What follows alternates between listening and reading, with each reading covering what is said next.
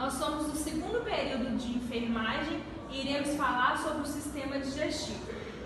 Os temas que nós iremos abordar nesse vídeo são tipos de movimento do gastrointestinal, mastigação, deglutição, motilidade esofágica, motilidade gastrointestinal, defecação e vômito. Tipos de movimento do trato gastrointestinal. Peristaltismo. O peristaltismo é o mecanismo pelo qual os alimentos e líquidos são empurrados pelo trato gastrointestinal. A camada muscular que reveste as paredes do sistema digestivo se contrai e espreme, criando um efeito ondulatório. Esse movimento é involuntário, sem que você conscientemente faça esforço. O processo digestivo é acelerado com a ajuda das enzimas, realizados pelos órgãos do tubo digestivo, intestinos e esôfago. Esses movimentos são responsáveis por fazer com que o bolo alimentar caminhe ao longo destes, para que a digestão ocorra no devido local. É a musculatura lisa que impulsiona os movimentos peristálticos, porém é o sistema nervoso autônomo que coordena. As contrações musculares estimuladas pelos impulsos nervosos originam ondas peristálticas, compostas por uma onda de relaxamento dos músculos circulares, que ocasiona, por sua vez, uma onda de distensão que ocorre antes do bolo alimentar, além de uma onda de contração muito intensa da musculatura circular, que ocorre depois do bolo alimentar, empurrando assim este bolo ao longo do tubo digestivo. E agora eu vou mostrar um pouco como que funciona o movimento do peristaltismo.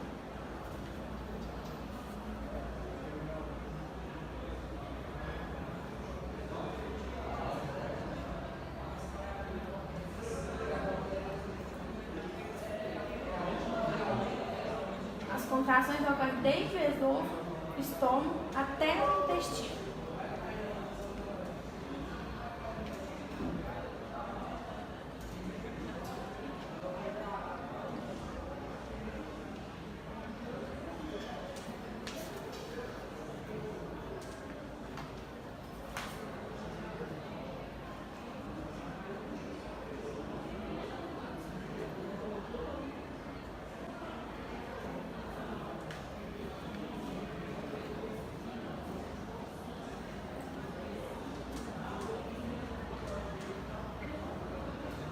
Agora eu vou falar sobre o primeiro movimento, que é o movimento de mistura no esôfago, que é a primeira parte da digestão.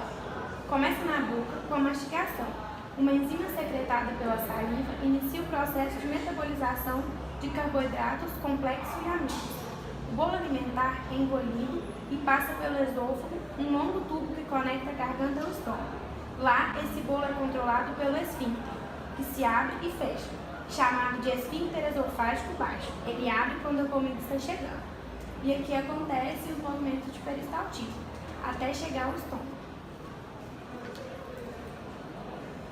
A segunda parte da digestão é o movimento no estômago e no intestino delgado. O estômago mistura alimentos e líquidos, acrescentando enzimas digestivas. Na realidade, ele é um músculo, o que permite que o alimento seja transformado em uma substância líquida, chamada de química. Esse, por sua vez, é despejado no intestino delgado, através do esfíncter pilórico. Esse é o outro músculo em forma de anel que controla o movimento do quimo no intestino delgado, cuja função principal é absorver os nutrientes para a corrente sanguínea. A terceira parte da digestão é no intestino delgado. Como dejeta é eliminado. O que sobra após a absorção dos nutrientes pelo intestino delgado é o dejeto, que consiste de materiais que não são digeríveis, como as fibras. Ele passa pelo intestino grosso por meio do peristaltismo na forma de fezes e então é expelido. Mastigação. A mastigação ela é uma digestão mecânica e ela possui três funções. Ela mistura o alimento com a saliva, lubrificando e facilitando a deglutição. Ela reduz o tamanho do alimento para facilitar também a deglutição. Embora o tamanho dessas partículas não tem qualquer efeito sobre o processo digestivo, porque a digestão própria acontece mesmo no intestino, no estômago. Ela mistura os carboidratos ingeridos com a enzima amilase salivar para iniciar neles a digestão. A mastigação tem componentes voluntários quanto involuntários. Os involuntários envolvem os reflexos iniciados pelo alimento na boca.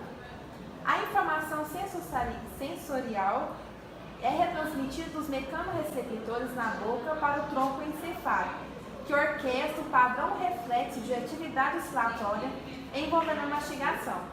A mastigação voluntária pode se sobrepor à mastigação involuntária ou reflexa a qualquer momento. Isso aqui significa o quê?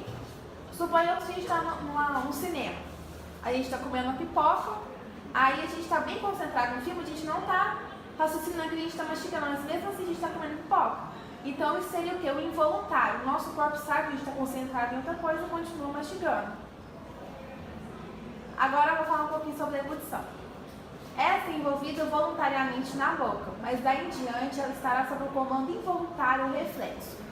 E ela pode ser dividida em fase voluntária oral, que começa com o processo de deglutição, é iniciada quando a língua ela força o bolo alimentar para trás em direção à faringe, que contém elevada densidade de receptores somatosensoriais. A ativação deles inicia o reflexo involuntário de deglutição no bulbo. Fase faríngea, que é voluntária, e consiste na passagem do alimento pela faringe até o esôfago. O propósito é de propelir o bolo alimentar da boca através da faringe para o esôfago. Fase esofágica involuntária, que promove a passagem do alimento da faringe para o estômago. É controlada em parte pelo reflexo de deglutição e em parte pelo sistema nervoso entérico, na fase esofágica. A comida é propelida pelo esôfago até o estômago. Agora eu vou mostrar um vídeo falando um pouquinho sobre a mastigação e a deglutição do alimento. Aqui, como pode se ver, ele coloca a comida dentro da boca, começa o processo de mastigação, que envolve a saliva, os dentes, os músculos da face.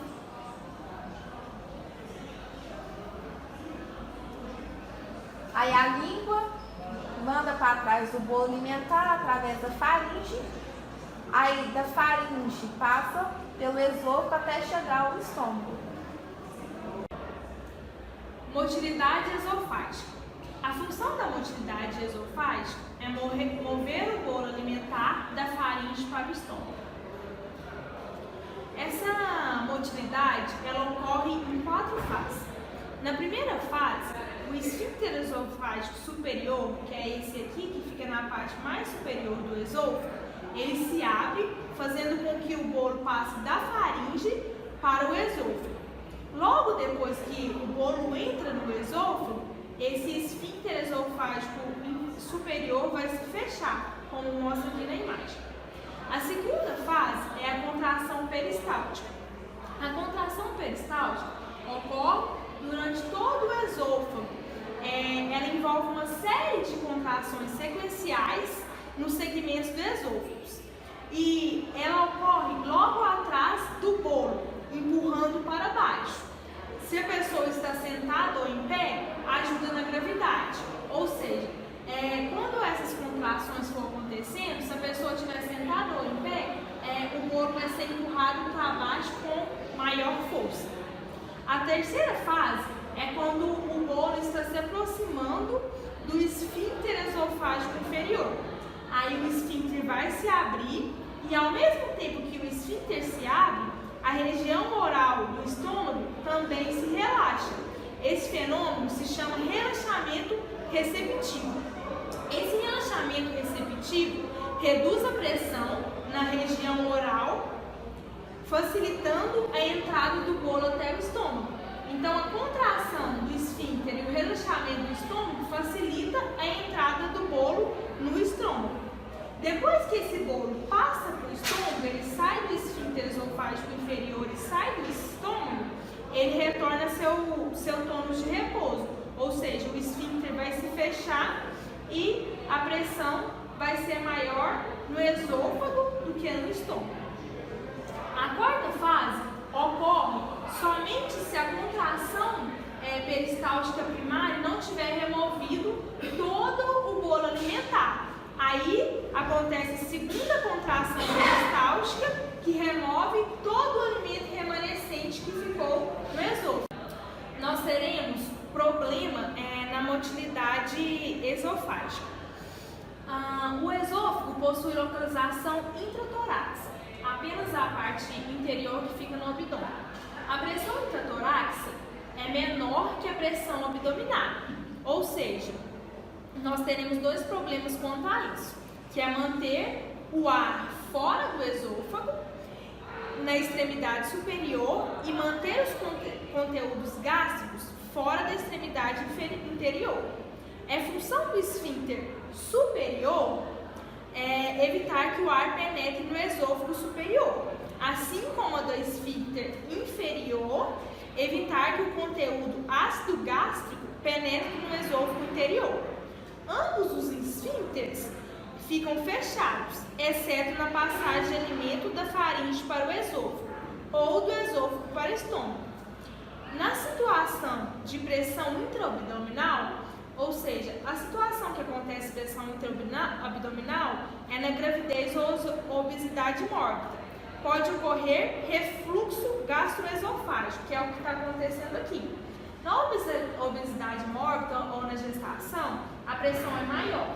Então, o esfíncter está fechado, porque não está passando alimento, e mesmo assim a pressão é tão grande que vai levar o líquido ou o alimento que está dentro do estômago a abrir o esfíncter. Aí assim vai acontecer o refluxo gastroesofágico, em que o conteúdo gástrico pode refluir para o interior do esofágico. Por isso acontece o refluxo. Motilidade gástrica. Existem três componentes de motilidade gástrica. Primeiro, relaxamento da região oral do estômago para receber o bolo alimentar vindo do esôfago. Segundo, contrações que reduzem o tamanho do bolo e o misturam com as secreções gástricas que iniciam a digestão. E terceiro, esvaziamento gástrico que propele o quimo para o intestino delgado. As estruturas e inervações do estômago são o fundo, o corpo e o antro. A região oral ela é composta pelo fundo e a porção proximal do corpo, e tem as paredes finas. A região caudal é a parte distal da porção do corpo e o antro. E tem as paredes espessas para gerar contrações mais fortes do que a região oral. Com a distensão do esôfago inferior pelo alimento proposto, o relaxamento do esfíncter. O relaxamento receptivo. O relaxamento receptivo é a distensão do esôfago inferior pelo alimento, produz o relaxamento do esfíncter esofagiano inferior e, simultaneamente, o relaxamento do estômago oral. O relaxamento receptivo reduz a pressão e aumenta o volume do estômago oral.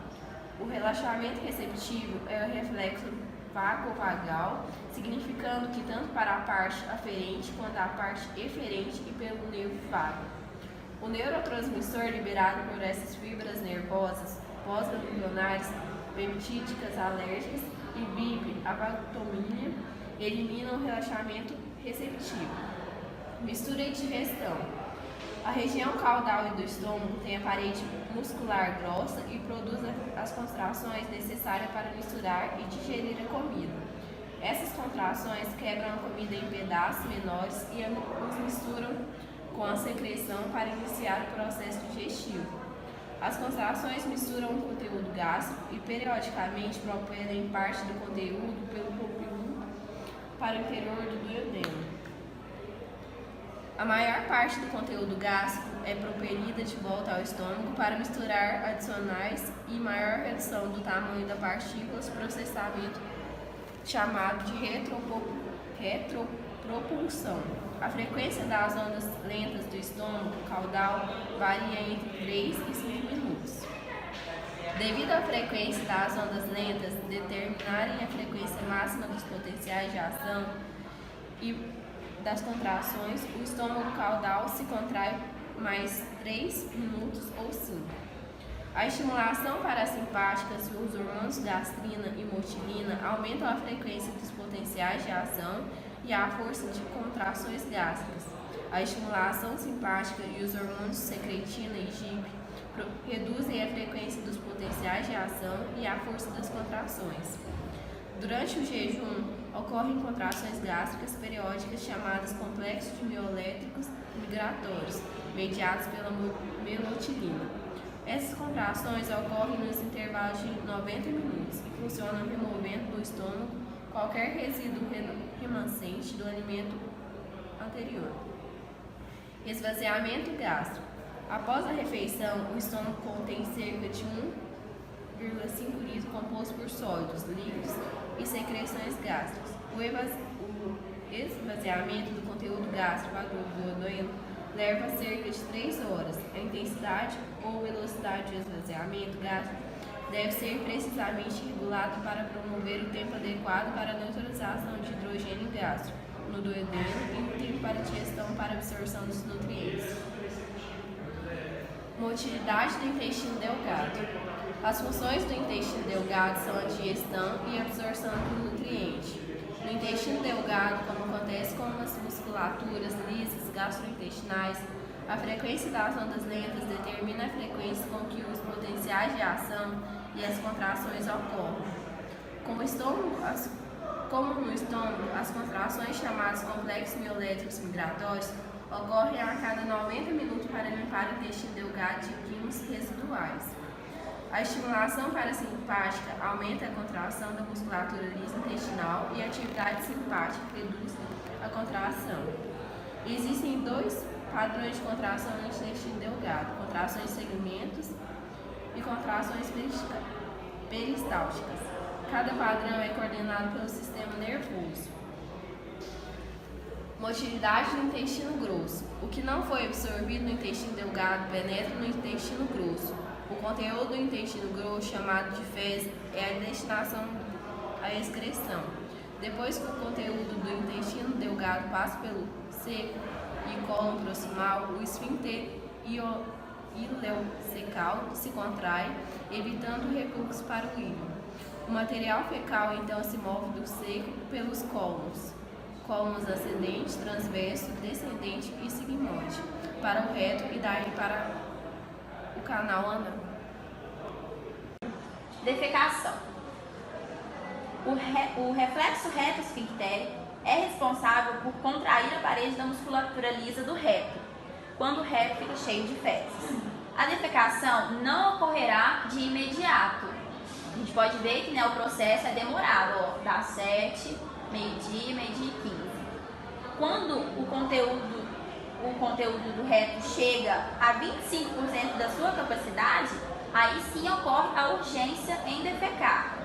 Quando for então apropriado, o esfíncter anal ele é relaxado voluntariamente e a contração da musculatura do reto começa a contrair, criando a pressão para que aconteça a evacuação.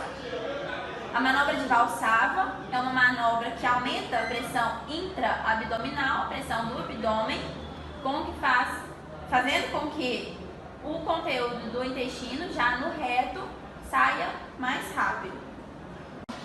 Vômito. O centro do vômito está localizado no bulbo, que coordena o reflexo do vômito. O reflexo do vômito inclui os seguintes eventos: peristaltismo reverso no intestino delgado, relaxamento do estômago, inspiração forçada, relaxamento do esfíncter esofágico inferior e a expulsão forçada do conteúdo para fora do organismo. Rating é tentativa de vômito, é quando o esfíncter esofágico superior, que não está mostrando na imagem, ele permanece fechado, fazendo com que a substância, o conteúdo gástrico, retorne de volta para o estômago, pois o esfíncter esofágico inferior, que seria aqui, ele permanece aberto. Então não acontece o vômito, porque na hora de sair, o esôfago, o esfíncter esofágico superior está fechado, então o conteúdo volta.